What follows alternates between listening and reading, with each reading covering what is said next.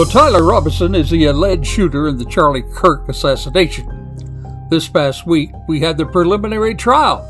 We're going to talk about that preliminary trial and a whole lot more on this episode of Charlie Crimebuster, what some people are calling, well, they're calling it the fastest minutes in podcasting. The views and opinions expressed in this presentation are solely those of the individuals participating and do not represent those of city, county, state, or federal law enforcement agencies, nor sponsors and platforms of this presentation. The Charlie Crimebuster name and all forms and abbreviations are property of its owner, and its use does not imply endorsement of or opposition to any specific organization, product, or service. All individuals described or mentioned in the presentation should be considered innocent unless or until found guilty in a court of law. This presentation contains adult subject matter. Listener and viewer discretion is advised. Well, hello and welcome to another episode of Charlie Crimebuster. I'm telling you folks, there's just so much material regarding the preliminary hearing of Tyler Robinson. In fact, I often take notes on legal pads, and my legal pad is full and running over. So there's no way we're going to be able to cover all of that in this one podcast. We could do this over several podcasts. However, if you're like me, a lot of us were really interested in seeing what would take place during these hearings. It took place over 5 days, and there's more to come. We'll tell you about that in a moment. So we're going to kind of summarize it for you today so you can get it all in one episode and kind of get up to date on what's happening with the preliminary hearing.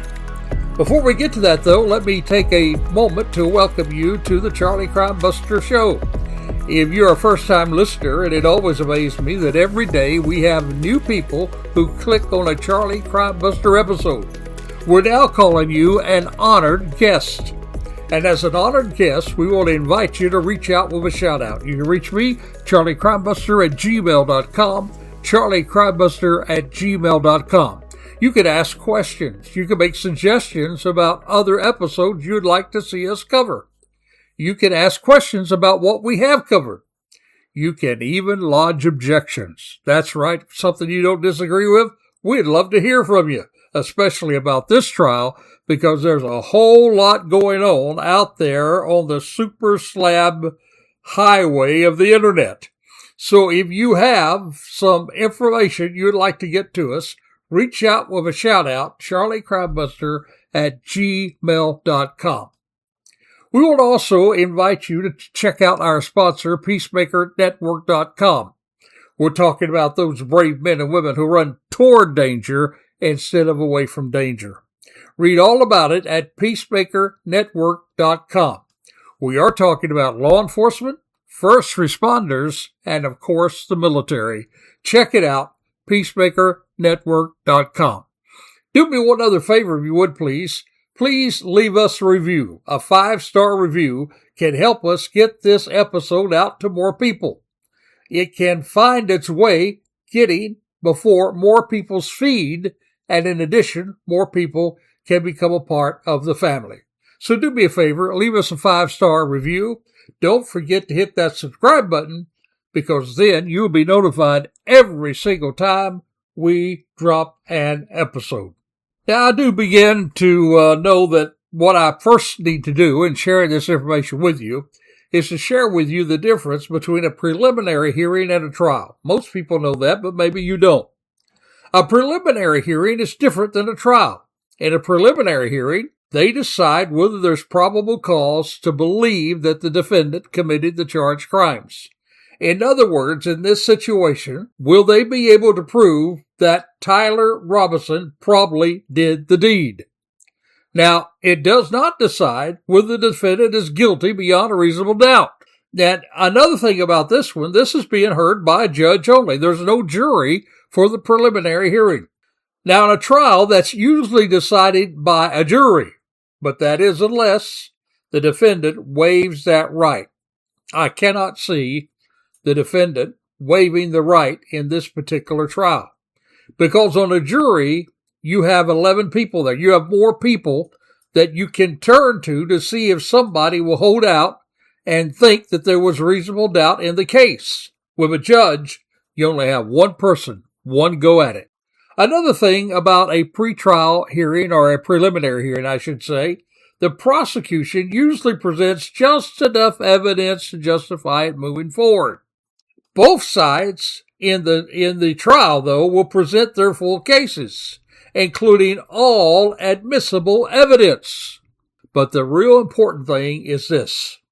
In a preliminary hearing, the judge does not, let me say N-O-T, does not decide guilt or innocence. But in a real trial, or a trial, a full trial, not a real trial, but a full trial, opposite of what the preliminary trial does, the trial of a full trial, the jury or judge, which if it's a judge in a bench trial, will decide guilt or acquittal. So that's some of the difference. Now also, I should say that the evidence rules are much more relaxed in a trial that is a preliminary hearing. For instance, in the state of Utah, they will allow in a preliminary hearing hearsay. But in a full trial for guilt or innocence, well, the normal rules of evidence is actually followed. Now, in Tyler Robinson's case, it was a week-long hearing, and it was held to determine whether prosecutors had shown enough evidence for the case to proceed to trial. They did present surveillance video, DNA evidence, witness testimonies, and digital evidence. And the defense came back and challenged the strength and reliability of that evidence. In other words, they were able to cross-examine. But please remember, the bar is very, very low in a preliminary hearing. You do not have to prove it beyond a shadow of doubt, or beyond a reasonable doubt, I should say. You do have to show that it's probable. In other words, he probably did this. Can't say for sure that he did it, but based on what we're seeing, he probably, more than likely, probably did this deed. And Judge Tony Graff is not deciding whether Robinson is guilty, but he's deciding whether there's enough evidence that a reasonable person could believe, probably believe that these offenses are as charged. If so, he will then bind that case over for trial. So if he does find probable cause, then it's going to be bound over for trial. Now, this preliminary hearing, though, was a little different than most that you and I know about. It was much longer. There was a lot more evidence that was actually presented. Usually the prosecution will only show just a little of the evidence. This time, the prosecution seemed to be intent on showing more than enough evidence, in my opinion, to say that Tyler Robinson probably did this. But Utah is different. Preliminary hearings there are often more extensive than those in many other states. Prosecutors sometimes present significant portions of their evidence, and witnesses can be cross-examined. But keep in mind that legal standard remains just the same. It's much, much lower than at a trial. Probable cause instead of proof beyond a reasonable doubt. So if you have been following this trial, I'd love to hear from you. Do you think that they were actually able to put on enough evidence to show that he probably did it? Do you think that this will be bound over to trial or not? I'd love to hear from you. Reach out with a shout out, charliecrimebuster@gmail.com. Now, in just a moment, we're going to talk about some of the rulings that the judge actually brought to the court on the evidence that was submitted. There were three things they were looking for. Number one, are we going to submit this evidence? Will it be submitted? Will the judge allow this evidence to be submitted? Number two, if he allows it to be submitted, will he allow it to be published inside the courtroom? And number three, will he then allow for it to be published not only inside the courtroom, but out in the public as well? They did a whole lot of talking about that this week in this trial. Now, while this is a probable cause hearing, there were several decisions that were made about evidence. We do find that Judge Kraft did make several important rulings. Number one, he allowed prosecutors to present surveillance videos. These videos, they say, show that Robinson's movement before and after the shooting. Now, the defense argued that these videos could unfairly prejudice future jurors, but the judge permitted them to be shown for the purposes of a preliminary hearing. Number 2, he did restrict some highly sensitive video evidence. For the actual shooting footage, the judge did view portions on his own monitor, but he did not project them publicly, while the courtroom did hear some sort of audio. This was done, of course, to limit unnecessary public dissemination of graphic materials. He also excluded parts of the roommate's recorded interview. Prosecutors wanted to play parts of Lance Twiggs' interview. The defense argued that would amount to presenting alleged confessions out of context. Judge Kraft did bar some portions of that while he allowed certain other portions to be presented. He also put restrictions on newly admitted exhibits after a court era. One document, unfortunately, was accidentally displayed publicly, and then that was a mistake. The defense sought then to say, hey, let's just bar cameras, period. Well, Judge Kraft declined to close the hearing, but he did order tighter controls on displaying some of these new omitted exhibits to protect the defendant's fair trial rights.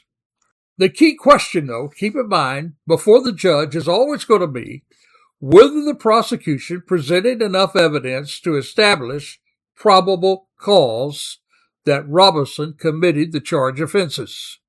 That's a much lower standard than proving guilt beyond a reasonable doubt. Now, in finding that question to be answered, the judge will then consider evidence, including DNA evidence that link Robinson to the rifle and related items. He'll consider ballistic testimonies coming from the weapon that fired the fatal shot, and the surveillance videos that placed, allegedly, Robinson near or on the rooftop that they identified as a shooting location, and also testimony from Robinson's former roommate about statements that Robinson made after the shooting. Now, the defense, of course, will challenge the reliability of DNA, the ballistics, and, of course, video evidence. Again, if the judge finds probable cause, this case will proceed to trial. Now, in just a moment, I'm going to share with you some of the most exploding parts of evidence that came out this week. Some things that I found out that I did not know before, and no doubt some things that you will find out that you did not know before. We're going to get to that in just a minute, but right now it's time to pause, take a deep breath, and share with you what we call Charlie Crimebuster's Crazy Crook of the Week. Well, our Crazy Crook story today, unfortunately, no, again, it's another Florida man. Yep, Florida man. The headlines goes like this. Florida man crashes his pickup, then drives a tractor back to the scene to rescue it. Now, that doesn't sound very crazy, does it? You wreck your pickup, you get it on your tractor, you go back, pull it out of the ditch. Happens a lot on farmlands. I was raised on a tractor in a farm, and I know all about using a tractor to pull things out of the ditch. There are many ways, though, to handle such a vehicle accident. You can call a tow truck. You can call a friend. You can call your insurance company. And you can wait patiently on hold for 45 minutes while listening to some music. But what you probably should not do, my friend, what you probably should not do, unless you're a crazy crook, is leave the scene, grab a beer, grab another beer, and then grab a tractor and drive it back to the crash. And yet, here's where we are. On June the 24th this year, deputies from the Nassau County Sheriff's Office, that's up there it's up near Callahan, Florida, actually. I was going to say Amelia Island, but it's Callahan, which is near there. Well, they responded to a single vehicle crash involving a white pickup truck. It had ended up at an angle in the grass on the side of the road. By the time they arrived, guess what? The driver was gone. But a witness on the scene told deputies that he saw a man walk off to a nearby residence. Well, that's fair enough. Seems like a solid plan at the time. But then, plan kind of went sideways. That's when the driver returned. Not on foot, not in a ride share like an Uber, but on a tractor. And body cam footage captures the moment that he pulled up to his own crash scene on the farm tractor, ready to hook up the pickup to the tractor and tow it home like we do back in farm days. It's really not the worst idea. Tractors have serious pulling power. But there was a problem. You see, the deputies noticed that when the driver stepped off the tractor, he stumbled, fell over it. That's generally not a great sign, is it? And then a field sobriety test followed, and the man was arrested for DUI. And surprise, surprise, surprise, inside that crashed pickup, investigators found a 15-pack of cold beer. Multiple open containers sitting on the floorboard, and the truck's front end also appeared to be torn up, which the driver said he could not explain since he had not been paying attention while he was talking on the phone. Did you get that? Now he's telling them he was using his cell phone while he was talking.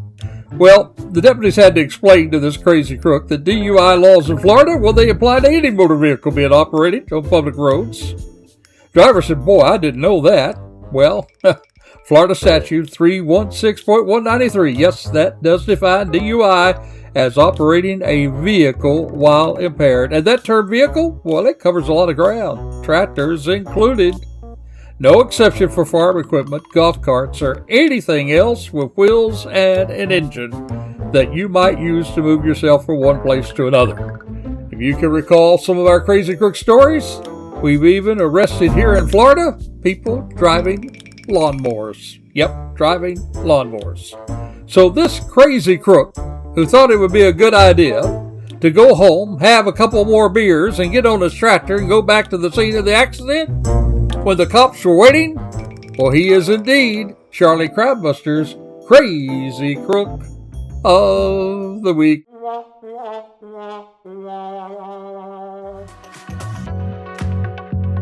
Florida has warm weather throughout the year, and having an air conditioning system is important.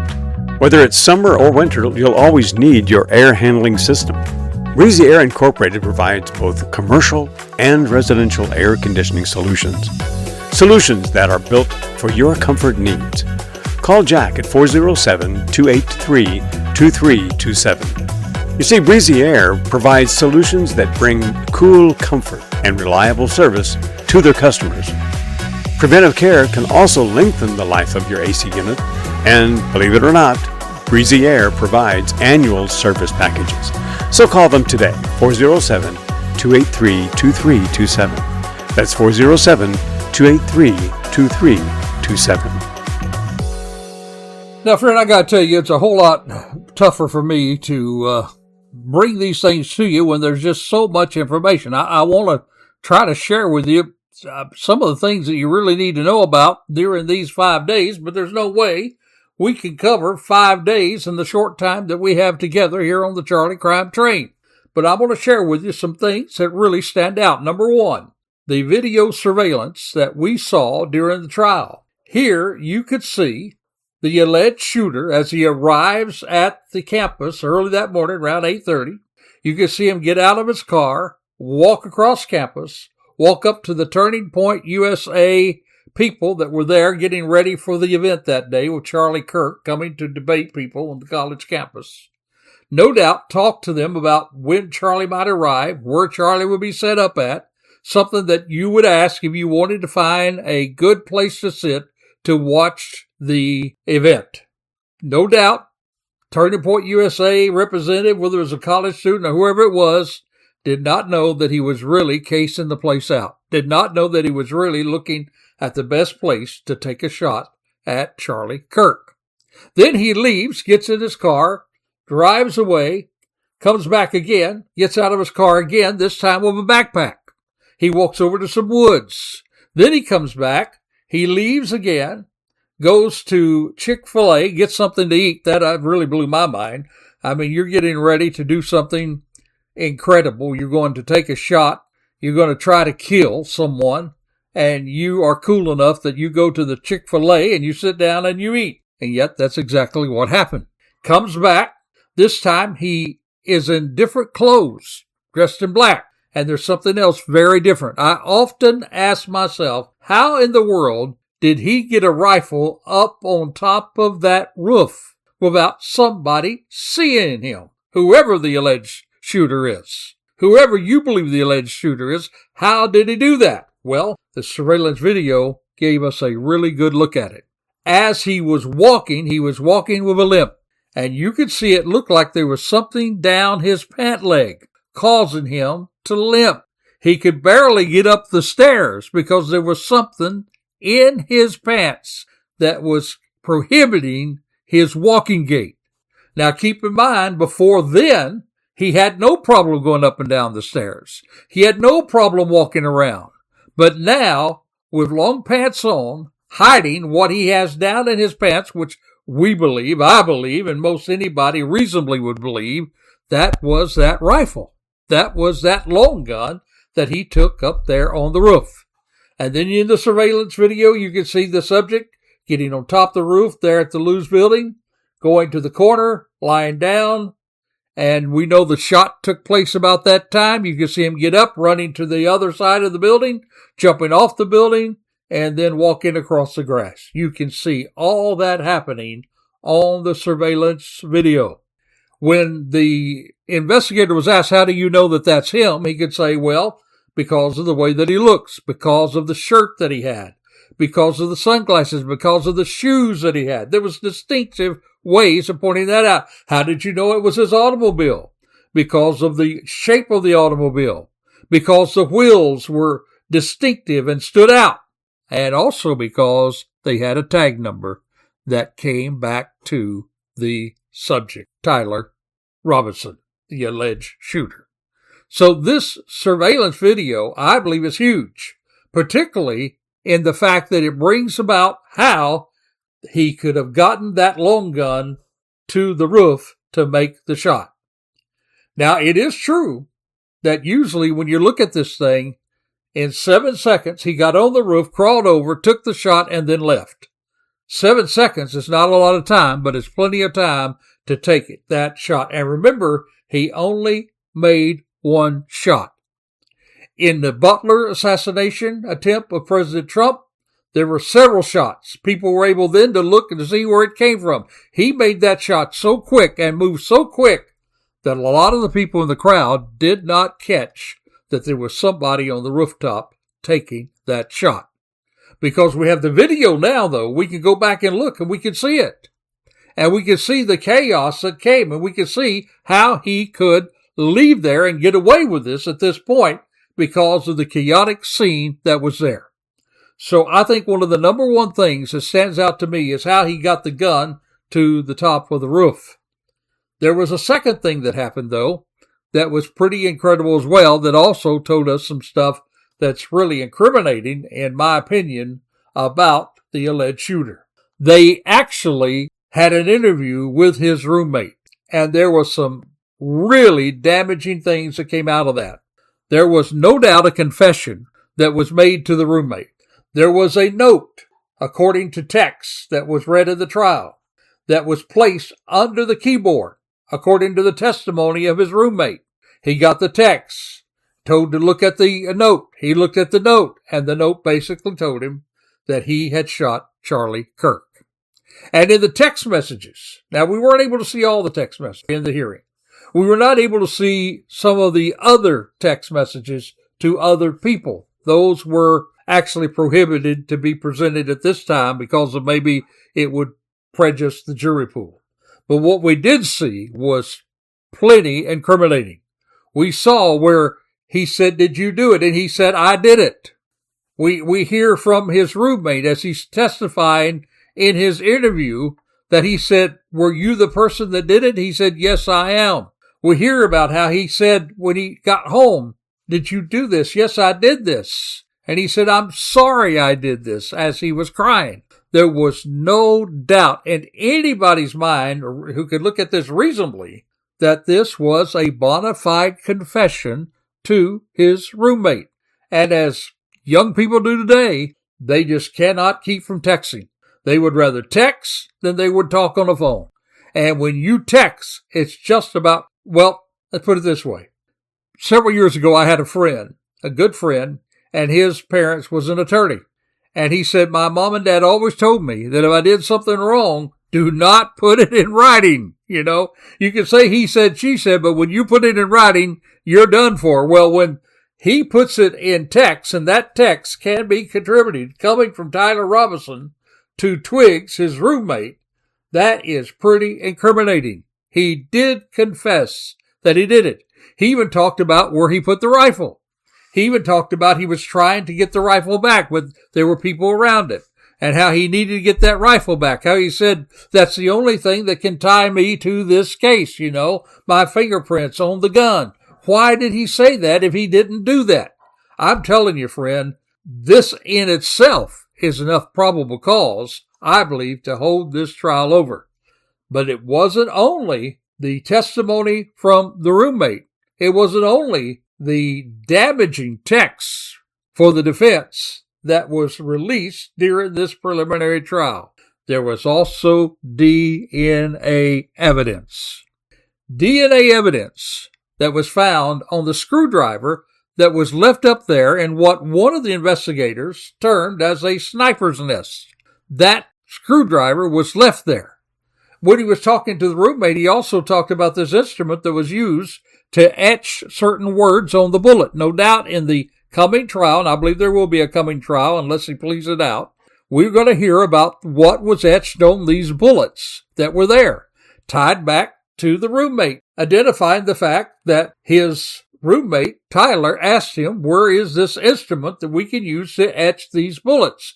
He told his roommate he was going hunting, but then he took that back and said he was using it. All of this was a ruse to get him to this campus to where he allegedly shot Charlie Kirk. And then there was the motive. Why did you do it? And it came out in the preliminary trial. He said because Charlie Kirk was spreading hate, and some hate cannot be negotiated. So there you not only have the confession that he did the deed, but on top of that, you have in this preliminary trial a motive for taking Charlie's life. And then he told his roommate that he was going to turn himself in, that his father and his mother and a friend who was a deputy sheriff was going to go with him to turn himself in. And then we have the video of the father and the mom and the friend coming with Tyler Robinson to the sheriff's office to turn himself in. And no doubt they're going to point out the similarities to the video that shows him walking into the sheriff's office to the video that they showed with him on campus. No doubt in my mind, folks, there is plenty enough stuff that was left during this preliminary hearing to give more than probable cause to bind this over to trial. Now again, that doesn't prove without a reasonable shadow of doubt, because we haven't gotten there yet. There's going to be a lot more evidence that I believe that's going to come into this trial, this coming trial, should the judge rule that there was probable cause. I believe he will. Most anybody I've talked to believes that the judge will do it. But after he does that, there's going to come a trial, and I will guarantee you there's a lot more evidence other than this. Well, what is the defense doing? We can also see what the defense will be doing in the trial. They're attacking the DNA. They're saying that DNA isn't a 100% accuracy science. And that's true. That's true in all DNA. I mean, you can say there's 1 in 1 million chance that this was not Tyler Robinson. That's a pretty big chance, I mean, that to me shows beyond a reasonable doubt. But you know that they're going to attack the DNA. They set this up in their cross-examination, showing that there's certain things that people can't say. And you'll see this in every trial. They can't say without an absolute certainty that it was that person. They can't say that it's 100% accurate. But, my friend, DNA has been accepted because of all the crime dramas on TV today, because of the past trials. DNA has been a very strong component to guilty verdicts from juries. And DNA will be a big, large part of this. It will be attacked by the defense. There will be several other ways. And we can see from watching this defense work in this preliminary trial that now they've been trying to think of several ways to defend Tyler Robinson, and he deserves defense. He is not guilty until proven guilty. And that's true of anybody of any crime. And he deserves that. And we're going to give him that opportunity if there is a trial. But, my friend, I've got to tell you that the defense showed its way here. Now, at one time they were talking about maybe considering an insanity plea, but then they got off that real quick, because if they do that, they got to admit that he did it. So now they're coming back, and it seems to me that their plan of attack is going to be to attack the evidence, to attack the people that are doing the investigation. That's what we're going to see if there is a coming trial. Now, I say if there's a coming trial because, get this, the judge hasn't ruled yet. They're going to come back. They're going to each show some briefs, both the prosecution and the defense, to the judge. He's going to look at that, and then on September the 1st, they're going to be able to argue orally why, number one, he should be held over for trial, and number two, why he should not be held over by trial. My belief is, as many experts will tell you, there is more than probable cause to bind him over. But I'm not the judge. What do you think, based on what you've heard today, based on what you followed in the trial, if you have the preliminary hearing? Do you think there's enough probable cause to hold him over? I believe he does. You say, well, you're just biased. You're a former law enforcement. You're retired law enforcement. That's the way you're going to go. Well, I tried not to be biased in this. I tried to look at the evidence, and I believe the evidence overwhelmingly says there's probable cause to hold him over for trial. But I'm not the judge. Maybe you see other things. Maybe you've listened to other podcasters. And by the way, my friend, this is why we at Charlie Crimebuster, we follow the evidence. We're not going to get on here and just speculate. We're going to follow the evidence. What I've shared with you today is the evidence that's been presented at the preliminary hearing. Evidence that I believe establishes probable cause to bind this over for trial. So here's the question. Number one, do you think, based on what you've heard, there's enough probable cause to bind him over for trial?